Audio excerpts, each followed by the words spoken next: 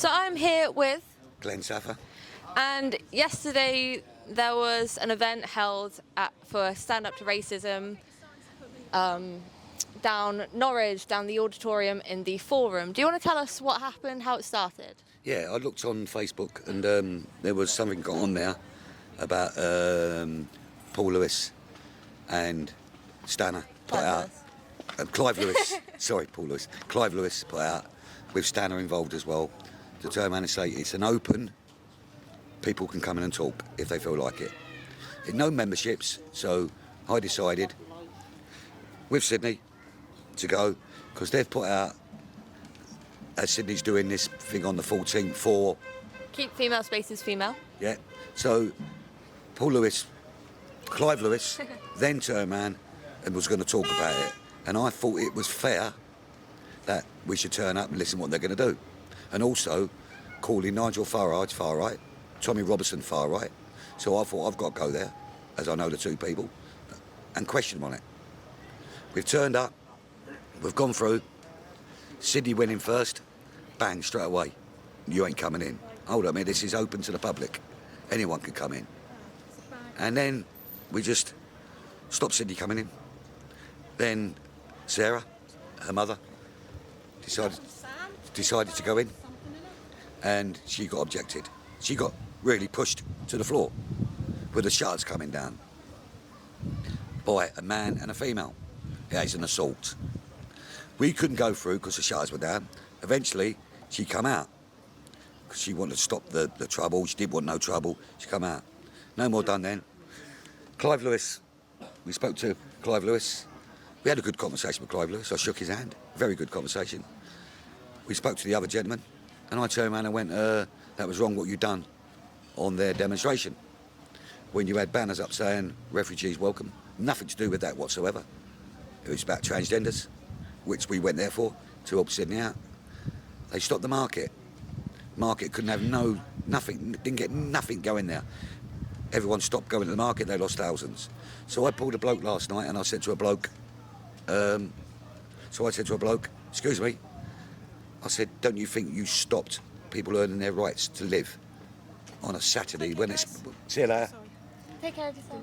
Right. You're right. Right, when it's their day on a Saturday, that's where they earn their money. He turned around and said, tough. You don't care. So for Labour to turn around and say tough to someone on the market who couldn't earn no money. No more done then. We turned around and we did say to him there was nothing to do with far right. We don't know what far right is. If people can explain to me what far right is, then I'll sit and have a conversation with them. We gone out, no more done. 2 police officers turned up, good as gold. All of a sudden, 4 turned up. All of a sudden, 8 turn up. And we're having a conversation. I spoke to some police clerk. What's the weather going to be like tomorrow?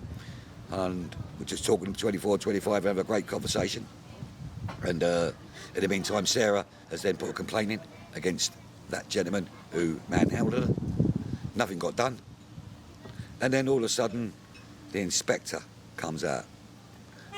We were not having any rear-ups or nothing, just talking generally, nothing about anything. In January, just talking about everyday issues. And the inspector come up and he went, Section 35, I'm ordering a Section 35. Clark then decided to give me a Section 35. I refused a Section 35. I'm not taking a Section 35. A Section 35 is a dispersal order. It could likely cause breach of the peace. We wasn't causing breach of the peace because we weren't doing anything wrong. I refused to take it. He's got in my face. He's chased me all the way round. Hold on. Hold up. He chased me all the way round. Take care. He chased me all the way around the places. Then they decided, you're under arrest for the dispersal order. Handcuffed me, put me in the car, which I object to on a Section 35, still. Sit in the police station, go through, waiting to be charged, bang, because they can't interview you on a Section 35, automatically guilty. Then you go to court, then you got to find out, yes, I've got to do my defence. 4 o'clock this morning, police officer come in, weren't Clark, come in, And he went, you are now being arrested for threats to kill on Clive Lewis. Where's this come from? Never heard it in my life, mate. Threatening behaviour on that woman. Don't know what woman she's on about. So that's a charge now. I'm thinking on my bed, threats to kill. Hold up a minute. This is going to get me years, mate. I did not say this. I thought a setup. Here we go.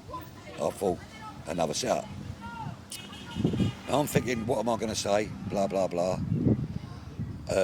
Considering I got nicked at 9 o'clock last night, and I'm still in there, still at 11 o'clock. They put me in the interview room, spoke, said my bits about I didn't say it. They had no proof of me telling Clive Lewis I'm going to kill him or I'm going to smash him and whatever. I didn't say nothing to the other woman in there, but they decided that was enough for arrest. Put me back in the cell. At 1:45, they've come through, looked at the evidence and said NFA, no further action. But I feel wrong is that how could they do that to someone, put someone in a cell for something he didn't do for 13 hours and then tell me I've got an NFA.